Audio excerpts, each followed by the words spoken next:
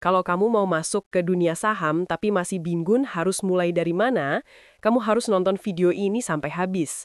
Soalnya banyak orang yang langsung beli saham tanpa ngerti dasar-dasarnya, ujung-ujungnya malah nyesel karena rugi besar.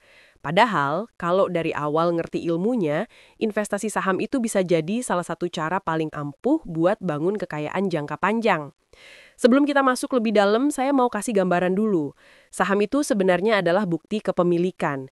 Jadi kalau kamu beli saham BCA misalnya, ya secara sederhana, kamu ikut punya sebagian kecil dari perusahaan sebesar BCA itu.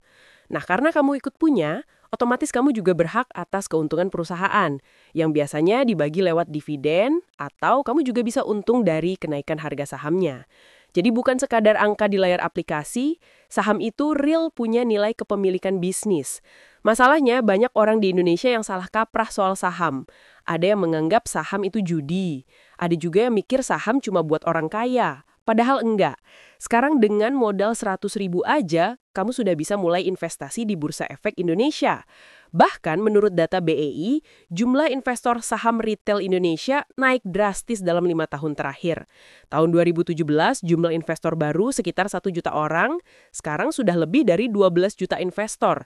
Ini bukti kalau investasi saham makin gampang diakses, bahkan buat anak muda. Tapi sebelum asal klik beli di aplikasi sekuritas, ada beberapa dasar penting yang wajib kamu pahami dulu. Saya akan bahas ini dengan cara simple supaya kamu bisa langsung kebayang. Pertama, bedakan antara investasi dan trading. Ini dua hal yang sering banget ketuker. Investasi itu orientasinya jangka panjang. Misalnya, kamu beli saham perusahaan bagus kayak BRI atau Unilever. Lalu kamu simpan bertahun-tahun dengan harapan nilainya naik seiring perusahaan makin besar. Nah, kalau trading, itu lebih ke aktivitas jangka pendek. Beli hari ini, jual minggu depan, atau bahkan hari yang sama, berharap dapat untung cepat dari fluktuasi harga. Masalahnya, 80% trader pemula biasanya gagal dan malah rugi karena nggak punya ilmu yang cukup. Jadi, kalau kamu masih baru, saya sarankan fokus dulu ke investasi, bukan trading. Kedua, kamu harus ngerti konsep risiko dan return. Semua investasi punya risiko, tapi semakin tinggi risikonya, biasanya potensi return juga lebih besar. Saham memang risikonya lebih tinggi dibanding deposito atau obligasi, tapi potensi untungnya juga jauh lebih besar. Misalnya, data IHSG dalam 10 tahun terakhir menunjukkan rata-rata return sekitar 8-10% per tahun, jauh di atas bunga deposito bank yang cuma 3-4% per tahun. Tapi ingat, saham juga bisa turun. Contoh nyata, tahun 2008 saat krisis global, IHSG sempat anjlok sampai lebih dari 50%. Jadi kalau mau masuk saham, kamu harus siap dengan naik turunnya. Jangan berharap grafiknya bakal lurus naik. Ketiga, penting banget buat ngerti analisis fundamental. Nah, ini biasanya bikin orang takut karena kesannya ribet. Padahal sebenarnya intinya sederhana. Analisis fundamental itu cuma cara buat menilai apakah suatu perusahaan sehat dan layak diinvestasikan atau enggak. Caranya dengan lihat laporan keuangan perusahaan. Beberapa indikator yang sering dipakai misalnya laba bersih, utang, rasio price to earning atau PER, sampai return on equity atau ROE. Kalau PER terlalu tinggi, artinya harga sahamnya sudah kemahalan dibanding laba perusahaan. Kalau ROE bagus, artinya perusahaan bisa ngasih keuntungan yang tinggi dari modal yang mereka punya. Biar gampang, saya kasih contoh nyata. Saham Bank Sentral Asia atau BBCA. Dari tahun ke tahun, BBCA konsisten mencatat laba yang tumbuh. ROE mereka juga stabil di kisaran 15-18%, yang artinya sangat sehat. Itu sebabnya harga saham BBCA jarang banget turun drastis dan justru terus naik dalam jangka panjang. Dari 2010 sampai sekarang, harga saham BBCA sudah naik berkali-kali lipat. Jadi orang yang sabar pegang BBCA selama belasan tahun, sekarang kekayaannya bisa jauh lebih besar.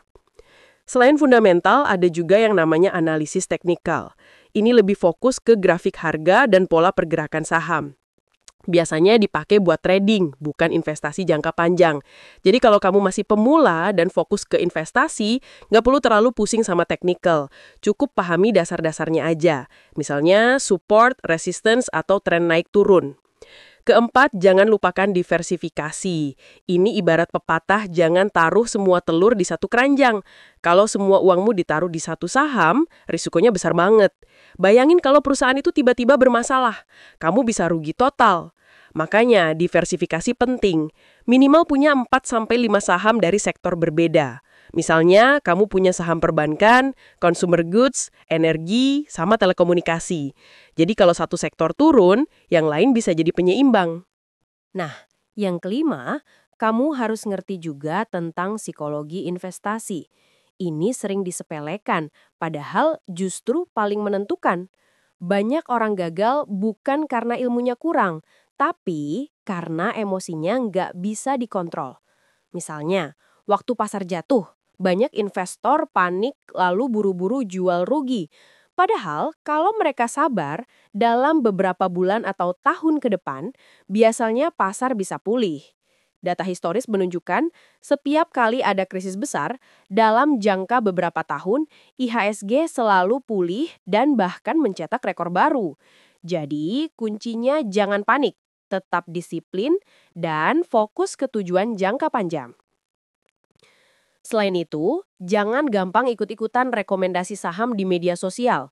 Zaman sekarang banyak influencer saham yang suka kasih kode-kode saham tanpa penjelasan mendalam.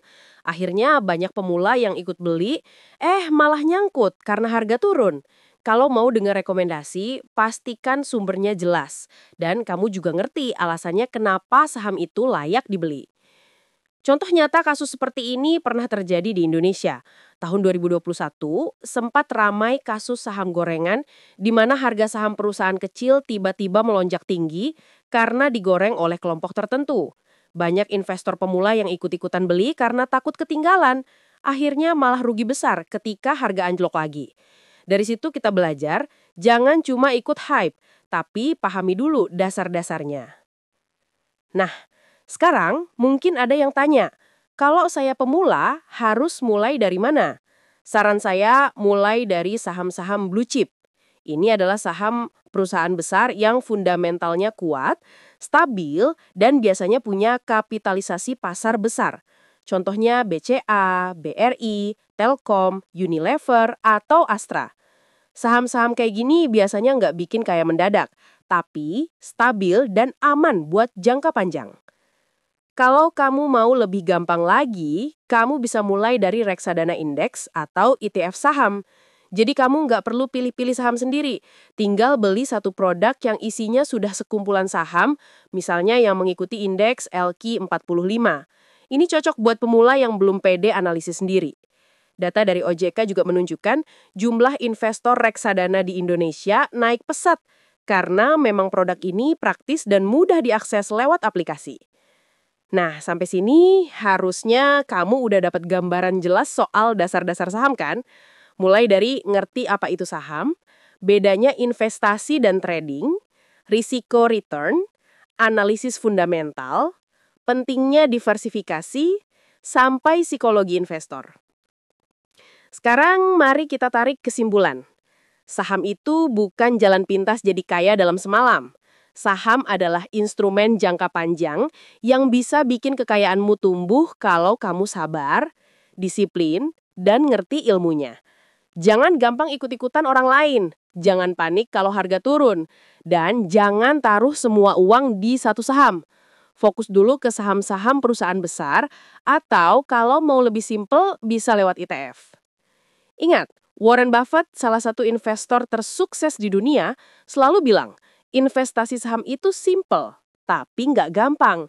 Simple karena aturannya jelas, beli perusahaan bagus dengan harga wajar, simpan jangka panjang. Nggak gampang karena butuh kesabaran, disiplin, dan mental yang kuat. Jadi, sebelum kamu mulai beli saham, pastikan kamu udah paham dasar-dasar ini.